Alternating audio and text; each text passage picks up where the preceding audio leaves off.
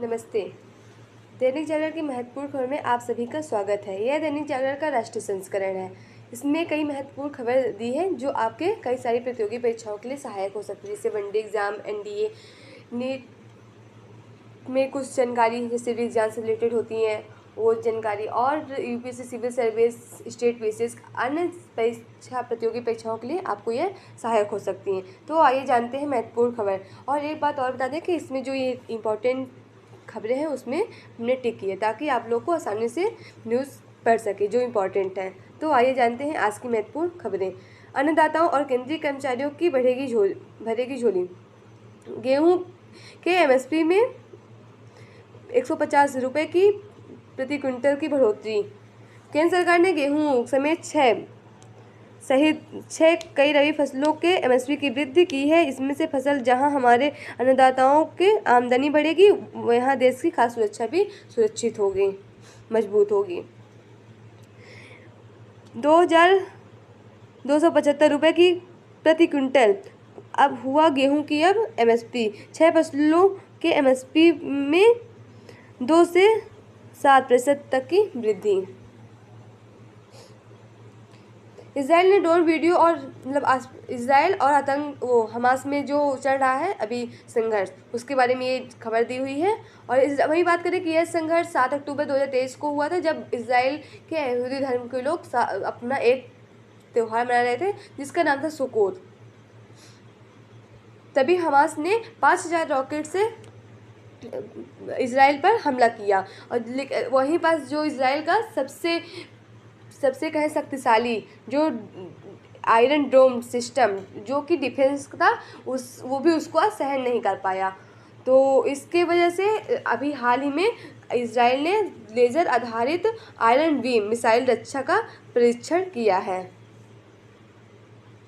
और ये बात करते हैं अस्पताल पर हमला, आतंकी की करतूत।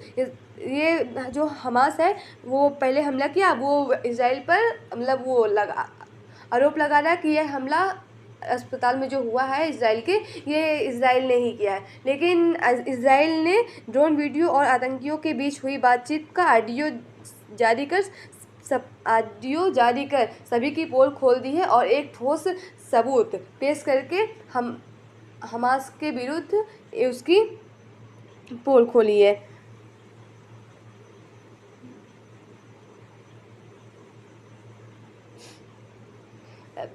मतलब वो इतने ठोस जो ऑडियो और वीडियो जारी करके इसराइल ने गाजा के सक्रिय आतंकी समूह के फिलिस्तीन इस्लामिक जिहादे दागे गए रॉकेट का गलत दिशा में जाकर फटने की वजह से हुआ है, इसराइल ने ऐसा कहा है। और अभी बात करें कि जब इसराइल की बात होती है तो इसराइल की राजधानी जेरूसलम है और इसकी सीमा वो लेबनान, सीरिया, जॉर्डन, मिस्र और फिलिस्तीन के जो क्षेत्र है वेस्टर्न बैंक और गाजा पट्टी से लगती है। वहीं हम इसके बात करते हैं कि पश्चिमी में इसके भूमध्य सागर और नीचे साइड इसके लाल सागर है।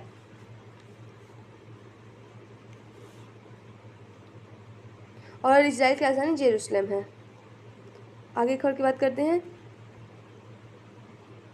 पुत्र पत्नी सहित आजम खां को 7 साल की सजा, यह उत्तर प्रदेश की खबर है।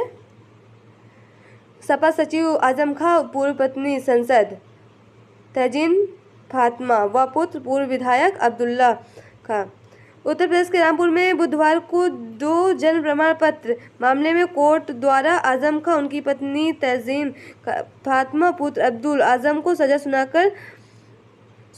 सुनाए जाने के बाद तीनों को जेल ले जाया गया। अब्दुल आजम के जन्म प्रमाण पत्र के मामले में 3 जेल भेजे गए। एसपी एमएलए कोर्ट ने 50-50 हजार रुपये का जुर्माना भी लगाया।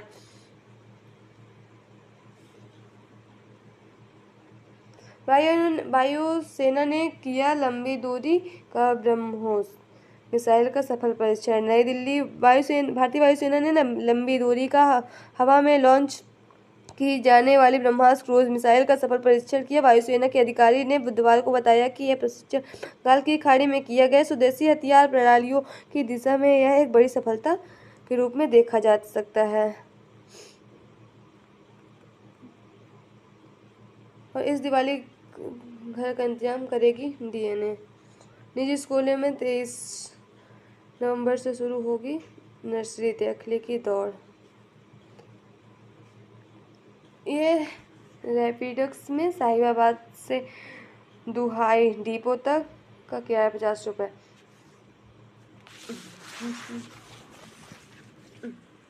अभी हाल ही में प्रधानमंत्री ने देश की पहली क्षेत्रीय रैपिड एक्स का उद्घाटन गाजियाबाद यूपी में किया है। इसकी स्पीड 180 किलोमीटर प्रति आवर है। 20 अक्टूबर को यह लॉन्च होगा और ये किसके तहत RITS regional rapid transit system के द्वारा हुआ है। और अभी ये कहाँ तक चलेगी, मतलब ये कितनी लंबी है, जहाँ ये चलेगी 182 किलोमीटर लंबा है और ये दिल्ली गाजियाबाद मेरठ के बीच चलेगा। अब फिलहाल में ये 17 किलोमीटर तक बना हुआ है जो साहिबाबाद से दुहाई तक चलेगी। और ये बात करें कि जब रेल की बात हो रही है तो पहली रेल 1853 में देश की पहली रेल डलहौजी के समय चलाई गई थी और वह रेल मुंबई से पुणे तक चली थी। और उसके बाद पहली वंदे भारत ट्रेन T18 निर्माण केंद्र चेन्नई में दिल्ली वाराणसी तक चलाई गई थी। अभी वही बात करें कि इस समय रेल की CEO जया वर्मा है।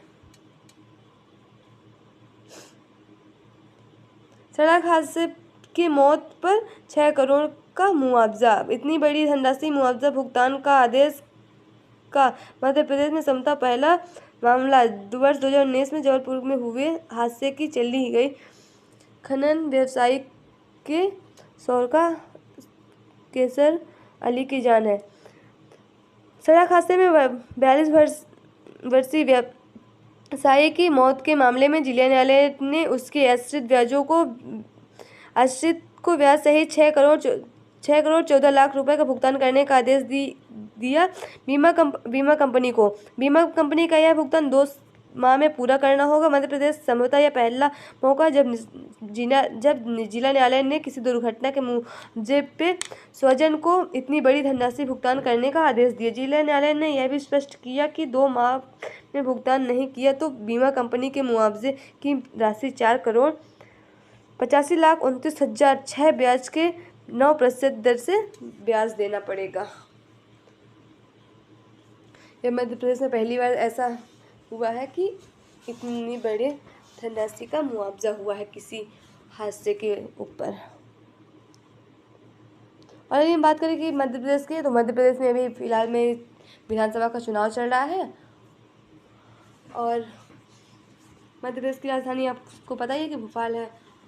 और आगे बढ़ते हैं ऐसी खबर की और ये देख रहे हैं कि इसमें राजनीति का दौर है कि सभी विधानसभा में कई विधानसभा में चुनाव चल रहा है 5 राज्यों की विधानसभा में। तो उसी में लोगों का बयान है कि कौन किसकी सरकार आने के बाद कौन क्या करेगा। और जम्मू कश्मीर की आतंकी हिंसा अब कुछ इलाकों तक ही रह गई सीमित। DGP महिला पुलिस की 2 नई वाहिनियों में किया जा रहा है गठन। न्यूक्लिक मामले में कुछ पत्रकारों को सरकार दी गवाह बनने की तैयारी। कश्मीरी की जन्नत की सैर करेगी विस्ट्रोम की रेलगाड़ी। ज्ञान धन ड्रग्स तस्कर ललित पाटिल को गिरफ्तारी से गई महाराष्ट्र की राजनीति। बेटी को हताश से निकालने के लिए डॉक्टर पिता नीट में हुए शामिल। प्रयागराज के डॉक्टर प्रकाश खेतन की अनूठी पहल। बेटी को 90 तो पिता को मिले 89% अंक। मिताली को मिला देश का शीर्षक। मेडिकल कॉलेज में प्रारंभ। पढ़ाई में बाधाएं आने के हताश और निराश बच्चे के प्रोत्साहित के लिए प्रयागराज के प्रख्यात न्यूरो सर्जन डॉक्टर प्रकाश खेतन ने अनुकरणीय व प्रेरक किया। कोविड-19 में पढ़ाई बाधित होने से बेटी के हताश को निकालने के लिए डॉक्टर खेतन ने उनके सहपाठी बने। मतलब उनकी बेटी जो नीट की तैयारी कर रही थी तो मतलब जो कोविड-19 आया उसमें वो हताश हो गई कि अब वो तैयारी कैसे करेगी, तो उसके पापा ने उसको प्रेरित करते हुए उसके साथ उसका सहपाठी बने और उन्होंने भी नीट की परीक्षा दी। 30 वर्ष से चिकित्सालय सफर में बावजूद डॉक्टर खेतन ने नीट परीक्षा में हिस्सा लिया ताकि बेटी उससे प्रेरित होकर सके। अंततः पिता पुत्री दोनों को सफलता मिली। मिताली को नीट यूजी स्कोर के आधार पर देश के शीर्ष मेडिकल कॉलेज में प्रवेश भी मिला। अच्छी बात है, सपोर्ट करना चाहिए। बच्चे अगर हताश होते हैं तो उनको जागरूक करना चाहिए, उनको प्रेरित करना चाहिए कि। और ये दैनिक जागरण के राष्ट्रीय संस्करण का संपादकीय बात है। ये प्रीलिम्स, मेंस और इंटरव्यू में काफ़ी इंपॉर्टेंट होता है। इसमें कुछ मेन आर्टिकल लिखे होते हैं, आप लोग पढ़िएगा, काफ़ी सहायक होगा आपके लिए। जैसे इसमें कई सारे छोटे छोटे क्विट्स दिए रहते हैं, आप लोग पढ़िएगा। भारत की सैन्य तैयारियों पर असर की आशंका। फिलहाल लगभग 2 सप्ताह से इजराइल और हमास के बीच संघर्ष जारी है। फिलहाल इसके थमने के असर भी बहुत कम दिख रहे हैं। यदि यह संघर्ष अधिक दिनों तक चलता रहा तो भारत की सैन्य तैयारियों पर निश्चित रूप से इसका दुष्प्रभाव परिलक्षित होगा। वस्तुतः हमारा देश इजराइल के व्यापक मात्रा में सैन्य हथियार और उसकी तकनीकी खरीदता है। ऐसे में इन दोनों के बीच संघर्ष अधिक दिनों तक जारी रहने की स्थिति में इजराइल से भारत में होने वाले सैन्य हथियारों की आपूर्ति का दुष्प्रभावित होना स्वाभाविक है। और हम जानते हैं कि इजराइल हमारा बहुत साथ देता है, और जैसे कि बहुत सारे हथियार हो गए उन्हें वो हम बहुत ही पहले से जितने भी युद्ध हुए, जैसे 1971, 1961 चीन और बांग्लादेश से जो युद्ध थे उसमें हमारे को बहुत मदद किया था। उसी में चिंताजनक बातें दी गई हैं। ऑफिशियल इंटेलिजेंस से बढ़ेंगी नौकरियां। स्मार्ट कमेटी की रिपोर्ट के मुताबिक AI से वर्ष 2025 तक 1.2 करोड़ रुपए नए रोजगार होंगे सृजित। 38% कर्मचारी आशंकित है कि AI से उनकी नौकरी प्रभावित होंगी। 13% को इस बात का पूरा भरोसा है कि AI उसकी नौकरी खत्म। जिस क्षेत्रों में काम कुशल लोगों की जरूरत है वहाँ AI के इस्तेमाल से नौकरी जाने का खतरा सबसे अधिक है।